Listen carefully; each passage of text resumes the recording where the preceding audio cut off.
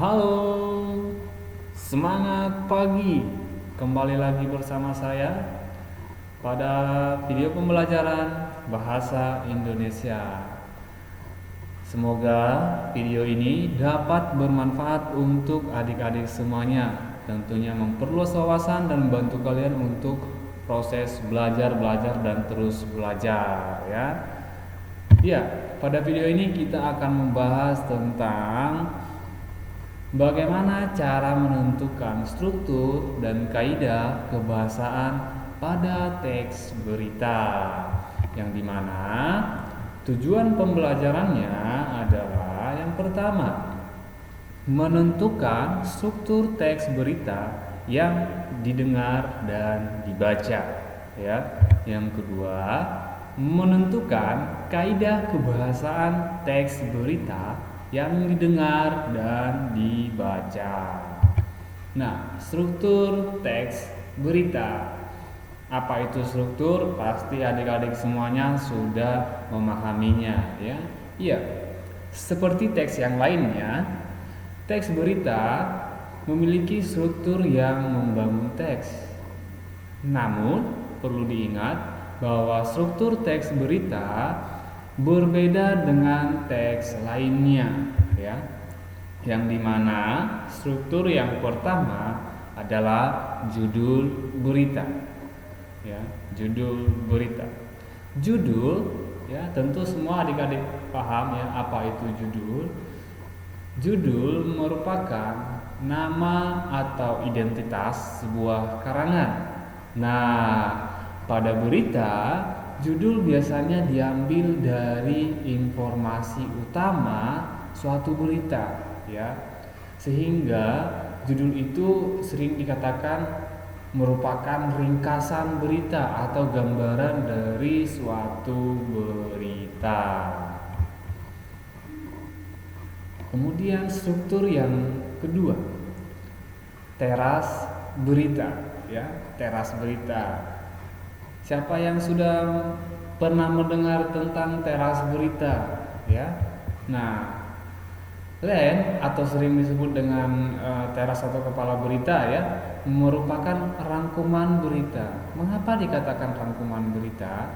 Karena dengan membaca teras berita, pembaca sekurang-kurangnya sudah paham kira-kira informasi apa yang akan disampaikan selanjutnya ya. Informasi apa yang akan disampaikan selanjutnya.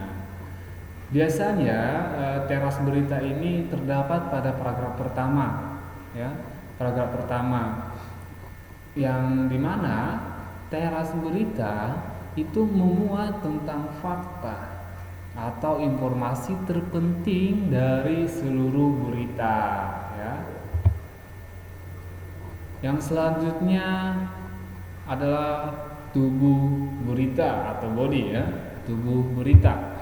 Nah, tubuh berita merupakan paragraf yang menjelaskan bagian-bagian yang terungkap secara utuh dan lengkap mengenai pernyataan yang ada pada bagian kepala berita, baik yang menyangkut, masih ingat ya tentunya 5W tambah 1H maupun informasi lain. Nah, tubuh berita berisi perincian-perincian dari pokok-pokok berita yang terdapat pada kepala berita. Nah, dengan demikian informasi akan semakin jelas dan terjamin keakuratannya ya. Nah, jadi pada bagian tubuh berita itu berisi bukti-bukti ya. Mungkin bisa jadi pendapat orang lain ya, atau pendapat dari saksi mata dari suatu peristiwa. Itu semuanya pada tubuh berita, sehingga si pembaca dan si pendengar itu dapat meningkatkan kepercayaannya ya, tingkat kepercayaannya jadi naik atau percaya ya terhadap suatu berita yang didengar atau yang dibacanya. Ya, kaki berita. Nah, kaki berita atau sering disebut dengan ekor berita berisi informasi yang dianggap tidak terlalu penting ya. Nah, tidak terlalu penting. Namun bagian ini harus tetap ada. Kenapa? Bagian kaki berita dipakai sebagai penjelas informasi seperti tubuh berita juga ya. Nah, pada umumnya kaki berita berisi pendapat seseorang yang terlibat pada suatu peristiwa yang diberitakan ya. Kalau kamu kurang jelas nanti bisa baca kembali pada buku paketmu. Nah, inilah dia. Jika dibuat suatu diagram, inilah dia ya. Yang paling atas itu adalah judul ya, judul. Kemudian disusul oleh kepala berisi informasi terpenting ya, 5W tambah 1H. Kemudian ada tubuh berisi informasi penting berupa informasi pendukung. Nah, ekor berisi informasi kurang penting berupa informasi tambahan. Nah, ini saya kutip langsung dari buku paket kalian. Bisa kalian pelajari lebih lanjut lagi. Nah, kita langsung saja. Setelah dari strukturnya ya, itulah tadi struktur dari teks berita. Kita lanjut ke kaidah kebahasaan teks berita. Selain struktur yang membangun, teks berita juga memiliki ciri kebahasaan yang digunakan. Kira-kira ciri kebahasaan yang digunakan itu apa-apa saja? Mari langsung kita bahas. Nah, menggunakan bahasa baku. Tentu saja adik-adik semuanya sudah memahami apa itu kata baku, apa itu bahasa baku ya. Menurut Kamus Besar Bahasa Indonesia, ya, kamus resmi ya, baku merupakan tolak ukur yang berlaku untuk kuantitas atau kualitas yang ditetapkan sesuai kesepakatan ya, sesuai kesepakatan atau standarnya. Nah, maka bahasa baku merupakan bahasa yang mengikuti kaidah bahasa Indonesia yang telah ditetapkan, diksi dan kalimat yang tepat. Kaidah aturan ya, kaidah itu aturan. Nah, inilah dia kaidah kebahasaan yang pertama pada teks berita. Kalimat langsung. Tentu saja adik-adik semuanya sudah tidak asing lagi dengan kalimat langsung. Apa itu kalimat langsung? Kalimat langsung merupakan kalimat yang dikutip langsung dari ucapan seseorang. Kalimat langsung ini merupakan hasil wawancara dengan narasumber, informan, saksi, pelaku, korban dari sebuah kejadian atau peristiwa, dan responden ya. Itulah perolehan kalimat langsung dari suatu teks berita. Contoh ya, saya yakin kalian sudah terbiasa ya. Nah, ini langsung saya kutip dari buku paket kalian juga ya. Masyarakat, wisatawan, dan pendaki tidak diperbolehkan mendaki dan beraktivitas dalam radius 2 km dari kawah gunung Selamet paparnya. Nah, jadi pada kalimat langsung kamu harus hati-hati dalam menggunakan tanda baca ya, tanda baca. Ini tanda kutip ya, tanda kutip ini harus ada ya, harus ada. Diawali dan diakhiri tanda kutip.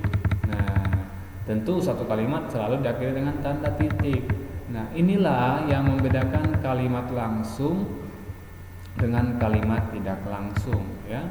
Kamu perhatikan semua tanda baca ini ya, kamu perhatikan. Nah, ini bisa digantikan dengan mungkin kalimat tanya atau perintah. Kalau perintah tanda seru ya. Nah, tanda titik bisa. Nah, ya. Jika ada kesempatan lain waktu, kita akan bahas secara khusus mengenai kalimat langsung. Iya, selanjutnya menggunakan konjungsi bahwa. Konjungsi itu ada banyak ya, tetapi kita akan fokus kepada konjungsi bahwa. Teks berita menggunakan konjungsi bahwa. Iya, konjungsi.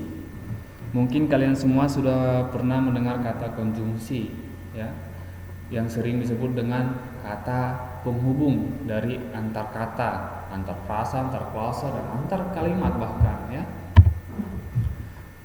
Penggunaan konjungsi bahwa pada teks berita berfungsi sebagai penerang ya, berfungsi sebagai penerang kata ya, yang diikutinya.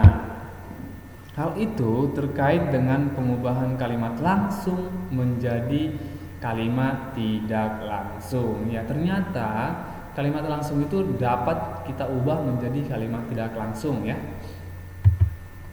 Contoh. Nah, ini contoh penggunaan konjungsi bahwa. Konjungsinya ini ya. Kita baca satu persatu. Sejumlah staf apel Manado mengatakan bahwa kepala apel Manado sudah pulang. Yang kedua, Ariana mengatakan bahwa ibunya pingsan dan tidak ada satupun orang di rumah yang bisa membawa ke rumah sakit. Bahwa ya. Selanjutnya, data di BNPN menyebutkan bahwa lebih dari 10.000 hektar hutan dan lahan di Riau ya. Lebih dari 10.000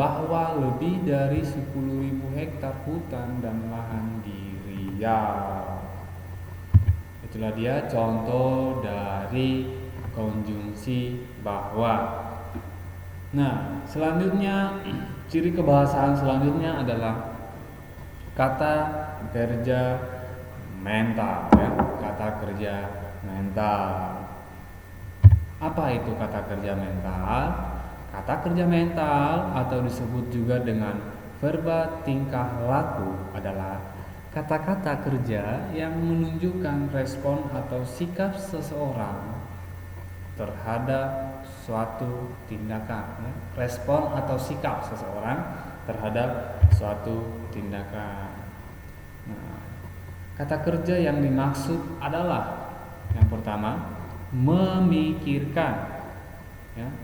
Yang kedua membayangkan. Yang ketiga berasumsi.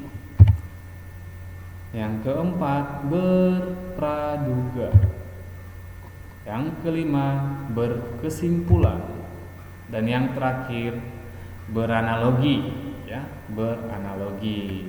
Itulah contoh beberapa kata yang termasuk ke dalam kata kerja mental. Kamu harus ingat ya. Kamu harus ingat. Contoh. Ini contoh pada kalimat ya. Mereka memikirkan solusi untuk bisa keluar dari peristiwa yang memilukan itu. Mana yang menggunakan kata kerja mental? Kata apa? Kata memikirkan. Ini ya, kata memikirkan. Yang kedua,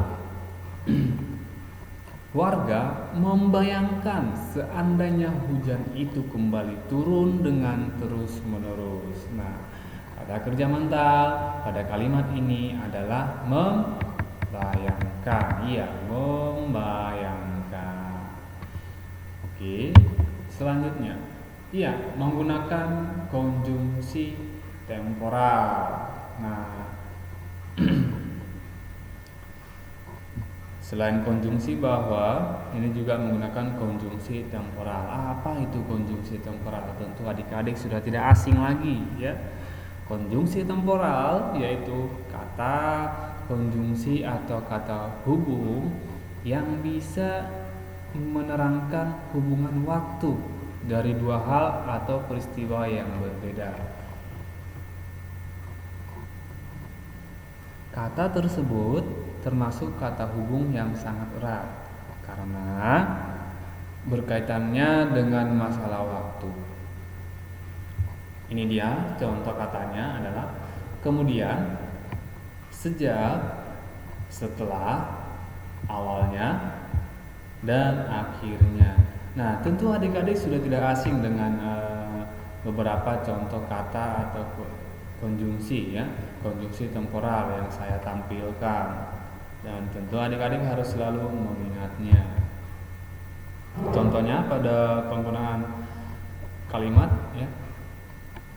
Sekitar pukul 12.45 waktu Indonesia Barat, Sabtu 15 Maret 2014. Langit Riau tampak mendung. Tak lama kemudian, hujan yang diharapkan semua masyarakat akhirnya pun turun. Hujan yang turun di siang bolong ini memang tidak terlalu deras. Nah, tentu adik-adik sudah bisa ya. Tentu adik-adik sudah bisa menganalisis mana yang termasuk konjungsi temporal ya, mana yang konjungsi temporal. Adik-adik sudah bisa ya menentukan. Kemudian yang kedua, itu lokasinya masuk perkampungan. Jadi kita melalui jalan Fatmawati Raya, kemudian masuk jalan Cipete dan masuk jalan Haji Jian, kata petugas pemadam kebakaran Sudin Jakarta Selatan, Dendi. Nah, adik-adik sudah bisa ya menemukan penggunaan konjungsi temporal pada kalimat ini ya. Selanjutnya, iya, keterangan waktu ya, keterangan waktu. Kaidah kebahasaan yang selanjutnya yang terdapat pada teks berita adalah keterangan waktu. Apa itu keterangan waktu? Keterangan waktu merupakan kalimat yang di dalamnya mengandung kata yang berupa kata keterangan. Keterangan waktu yang menjelaskan kata lainnya dalam sebuah kalimat tersebut, seperti kata kerja dan kata sifat, tetapi tidak termasuk kata benda ya. Ingat, keterangan waktu itu menyatakan waktu ya, bukan termasuk kata benda ya, bukan termasuk kata benda. Contohnya langsung saja, tadi ya, tadi berarti sudah berlalu ya, tadi. Ini salah satu contoh dari keterangan waktu. Pagi. Nah, pagi apakah sudah berlalu atau belum kita tidak tahu, karena ini menyatakan pagi. Apakah paginya kemarin atau nanti ya, kita tidak tahu. Kemudian siang ya, siang tentu adik-adik sudah tidak asing, pagi, siang, malam, kemarin. Nah, kemarin tentu sudah berlalu ya. Hari Minggu tanggal 22 Maret 2020 sudah berlalu juga. Nah, dan masih banyak lagi kata keterangan waktu. Silakan adik-adik cari informasinya sebanyak-banyaknya ya. Terus belajar, jangan pernah bosan. Nah, ini saya sajikan rangkumannya ya, kaidah kebahasaan teks berita. Mulai dari yang pertama tadi adalah bahasa baku, kalimat langsung, konjungsi bawah, konjungsi temporal dan kronologis, keterangan waktu, dan disusul dengan kata kerja mental. Iya, terima kasih dari saya. Jika ada perkataan yang salah dan informasi yang kurang tepat yang saya sampaikan, saya mohon maaf. Cukup sekian video dari saya. Semoga bermanfaat untuk memperkaya pengetahuan adik-adik semuanya. Salam dari saya, salam semangat pagi, salam semangat belajar.